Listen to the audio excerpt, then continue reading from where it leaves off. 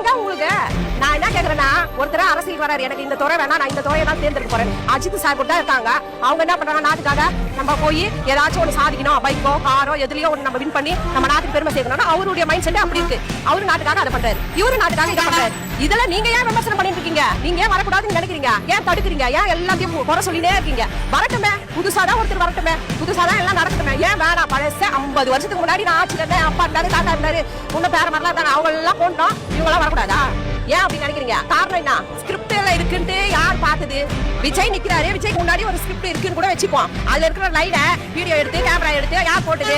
போட்டதுக்காங்க யார் பக்கத்துல நின்னாங்க? நீங்களாவே ஒண்ணு போட்டு ஒரு வரியை போட்டு அப்படியே அதை வந்து காட்டுறீங்க. இதெல்லாம் நம்பறதுக்கு அந்த காலம் கிடையாது. இது இந்த காலம் எப்பயோ மாறி போச்சு. நம்ப மாட்டாங்க. எல்லாரும் முட்டாள் இல்லை. இப்ப எல்லாமே உலகத்துல நடக்கிறது எல்லாமே எல்லா கையிலயும் இருக்கு. நான் இப்ப பேசுறது இன்னும் ஒரு 10 வருஷம் 5 வருஷம் கழிச்சு கூட பார்த்து தெரிஞ்சுக்கலாம். அந்த அளவுக்கு இப்ப டெக்னாலஜி வளர்ந்து போயிருக்கு.